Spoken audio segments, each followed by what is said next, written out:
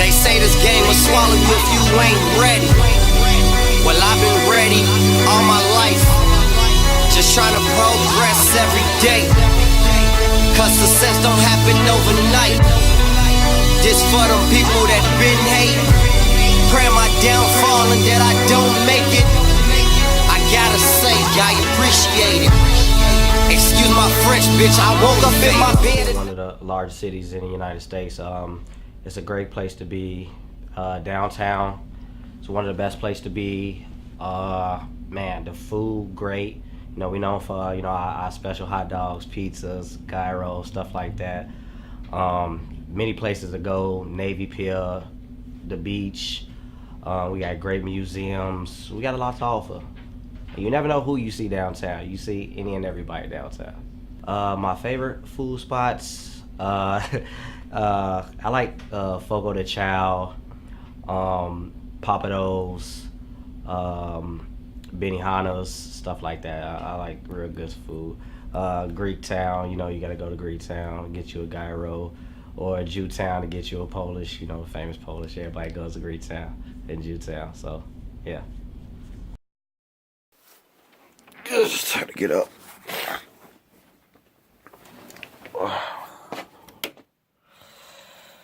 6 o'clock in the morning. Time to get ready for work. It's every day. Can't sleep a day away.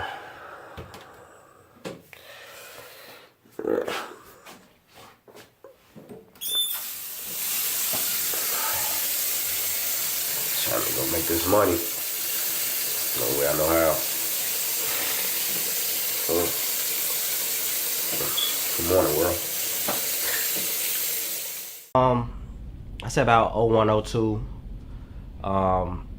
We used to have this after school program. A guy by the name of John Lester. He was a media coordinator. He got us started making music. Like, we even built our own studio. Learn how to make beats, learn how to record. But it's when I recorded one of my first songs, a song called An Untold Story. It was a real serious story, a real conscious story about my life, and the reactions that it got from everybody, it just made me want to pursue it even more. So that's how I started rapping, and I just kept going with it, learning more and more as I go. Man, I got roots all around the city. South Side, born and raised, but I moved up north. Been staying up north for about 12 years now, back on the South Side. So that's basically all I can give you. Like, from 75th and Walcott, 71st and King Drive. I stayed in the south suburbs, Riverdale, Harvey. Moved up north to West Town. Now I'm back out south. First job, okay. I've been working since I was 14. I used to work for Gallery 37 right here downtown. Like I said, I like art, so music, art, drawing. I used to draw a lot. So that would be my first job. But my actual real first job, as soon as I turned old enough to work, was Walgreens.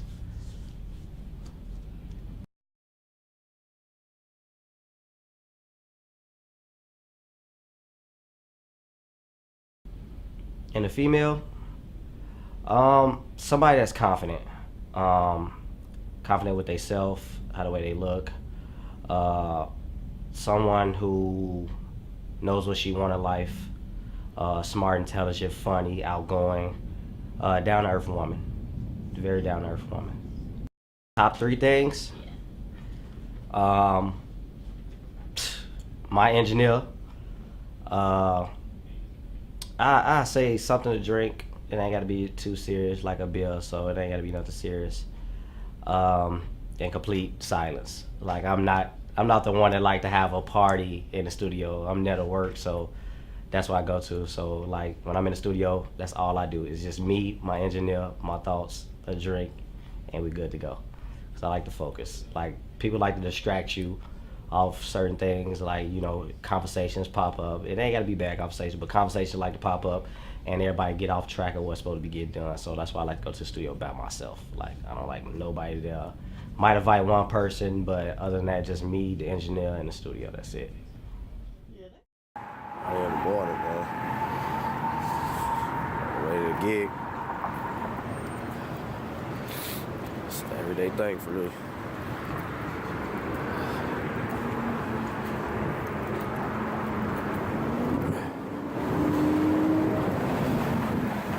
Fresh in the workplace.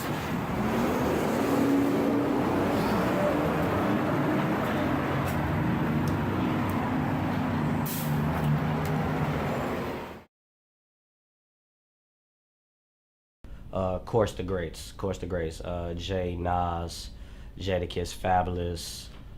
The list can go on. Game, Snoop, just almost everybody, Cause I don't have like a particular sound. I can basically make music about anything. No, definitely. The struggles is always being consistent, like staying at it. This is not something that's gonna happen overnight. For anybody that's chasing music, this is not something that's gonna happen overnight. So if you're not willing to put in the hard work, the time, and the grind for it, you might as well give up right now. But like just being consistent, cause you know it's always priorities.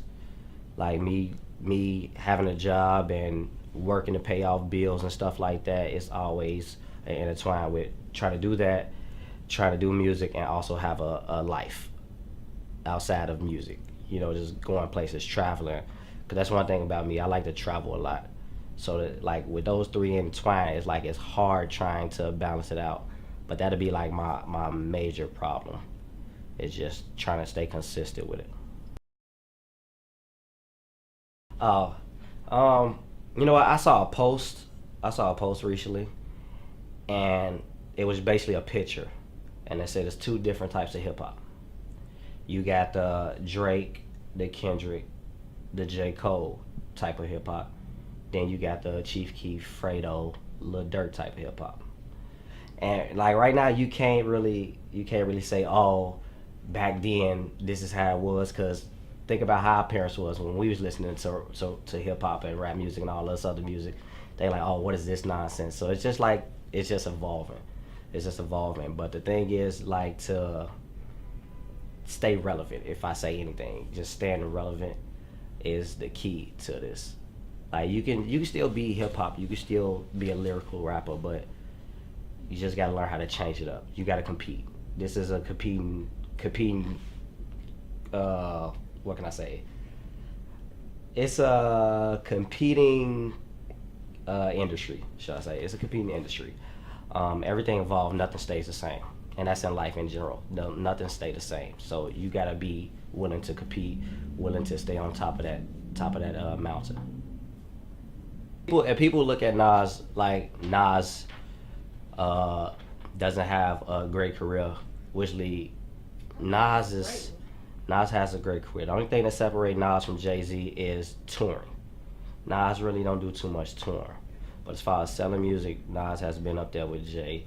Jay is more of he's more of the spokesman for hip hop, and Nas is like that behind the scene guy. Like what people don't know is Nas' first album changed the way people do albums, period.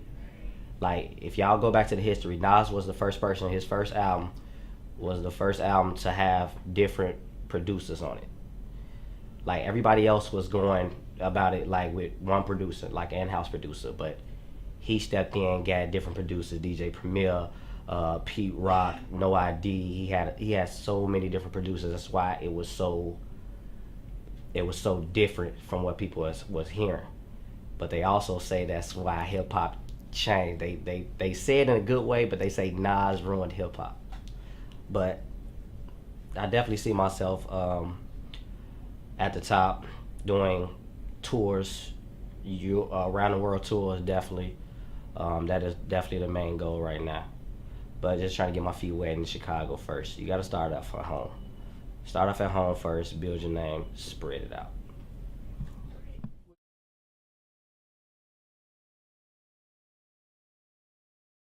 I mean, everybody's looking for that single, that one hit wonder, which has never been my case. You can look at a lot of artists that had one hit wonder careers. Like they have one hit wonder, they try to ride it out as much as possible, then they vanish. Like they can't come out with another hit. So that comes with being consistent. But my thing is, it'll be shows, like doing more shows in the city, which it ain't that many people like promoting shows or doing shows like that. So, what me and a collective group of my friends and partners, we finna start putting together our own shows. Cause I don't know, back in the day, it used to be these guys like they used to promote shows and they used to bring out big names. So you basically open up for them. So but people before they even like start getting big. So like one show we did a show with Big Sean before he got mainstream. So that's something that I'm trying to work on doing with me and my partners, like gathering all this talent that's in Chicago, this raw talent, finding a great venue, setting up a great show, and probably have like somebody that's up and coming, that's known around the United States, but just up and coming, getting them come and to perform. So it'd be like a showcase, but a concert at the same time. Just having the right people around you. You don't want to go into this industry with yes men around you. Like that can put you in a bad predicament always. A yes man, a guy that's just there to feed your ego. You need people that's gonna keep you grounded. So my best advice is to have level-headed guys that you respect around you that's not gonna be a yes man. Somebody's gonna tell you when you're wrong in what you're doing, or just in general wrong with a song. Like, hey, this part's not working. Fix this. You don't want to have yes man, because it's just bad company.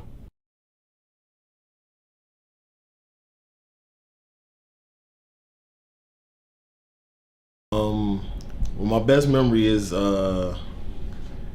one day we was at my other guy crib and we were listening to some music, and just his energy, like his energy is just so crazy. Like whenever he hears new music or anything that's involving music, he just gets this like vibe that carries out, and you can just tell that he does music. Like he listens to the instruments, from the beats to the actual vocals. Like that man is really about this music. You know what I'm talking about?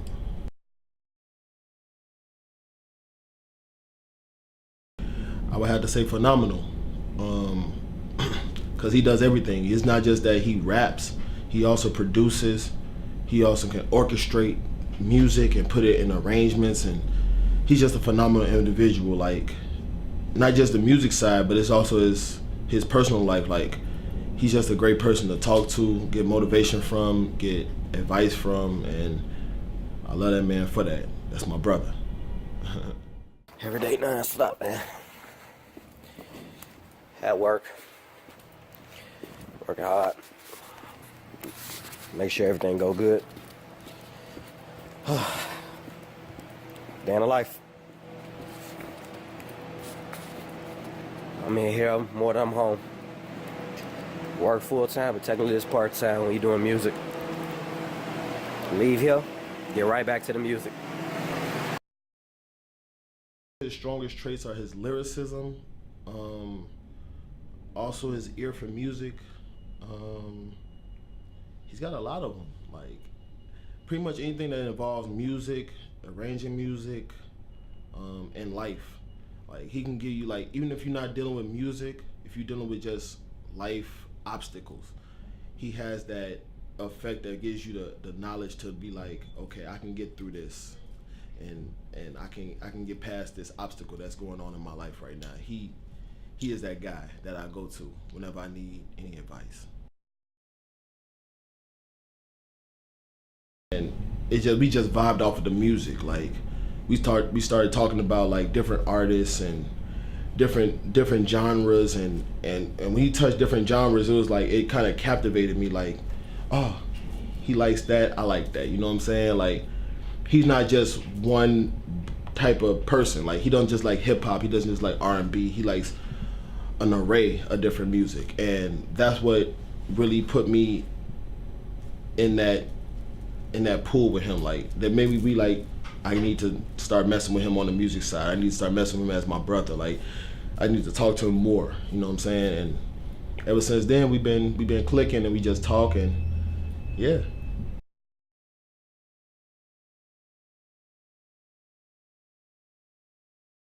So great being surrounded by Kaos because honestly, he motivates me to be the better person I am. I'm actually a Chicago artist as well, and he puts me in the mind state that get out there, put your brand out there, and just go get it. Like regardless of the naysayers or regardless of whatever's going on, personally, put that to the side and really get out there and go get it.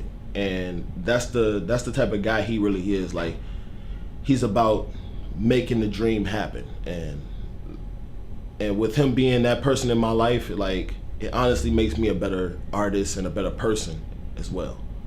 It's more about being a brotherhood than anything. Chasing the dream is a part of it. Chasing the aspects of being a superstar or putting our music out there for the world to hear is a part of it, but being a brotherhood is more so the situation. I'd rather have him be my brother, be my mentor, my guide, and be somebody that I can look up to and really actually acknowledge as somebody in my life. More important than anything musically, period. I don't care about between me and him, the music really doesn't matter. Like the music is extra.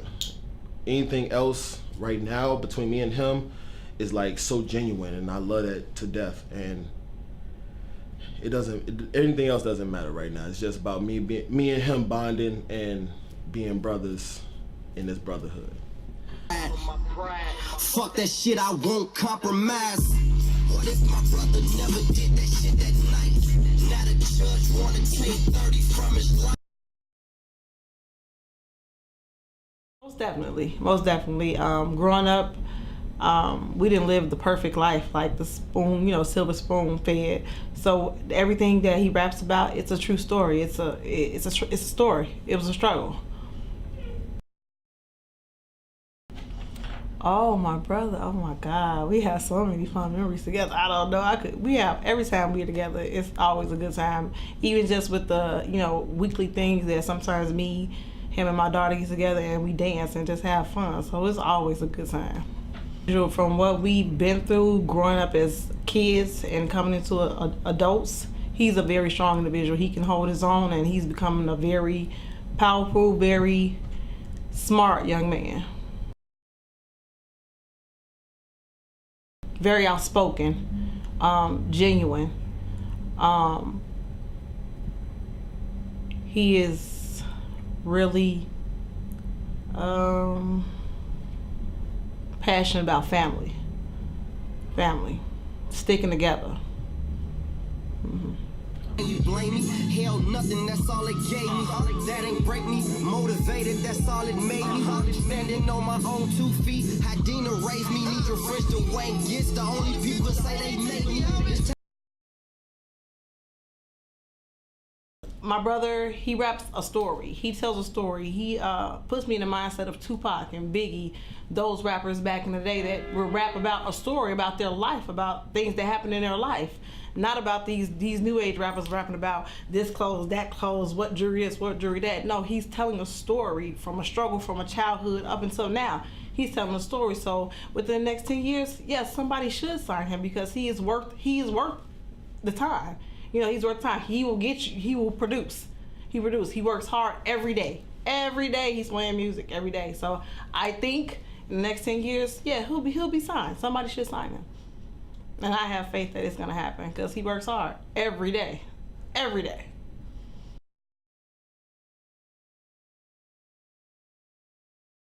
Yeah, so one night, he was out with my cousin. I didn't go because I was like, I'm already buzzed, I'm done. So he went to the strip club. Oh yeah, I wish I can call and get the pictures. He was busted and disgusted. I'm back asleep. Yeah, he was done. So yeah, I talked about you. It's okay, but it happens. It happens. And dude, embarrassing sometimes when he starts to get a little too buzzed. If he talks, I'm like, shut up. Shh. But all in all, he's a good guy. He was bad. He was real bad. I won't say he was real bad, but he was always outside. Oh, let me tell you this. As a kid, right? So I'm the oldest, right? So I get to high school. I'm like, hey, Nisha, I get to high school. They're like, aren't you Tay-Tay's little sister? I'm like, how do you know him? And he's not even in high school. How do you kids know him? So people knew him in high school before he even got to high school, knew him. They knew him before they knew me. I'm like, they like, aren't you Tay-Tay's sister? How did y'all know that I was his sister? So he's just like, he's a lovable person, non-forgettable. I can tell you that. You'll never forget his face. Fold it, break it down, bring your ass over, make your hands just touch the ground. Long strokes to the stomach, that's a dog pound. No, I can't slow it down if you need to. Smack that ass just to please you. You can rap, do it. Smack that ass. Smack that ass. Kaos was a very inquisitive child. He was never scared of anything, very daring. Anything he did, very daring.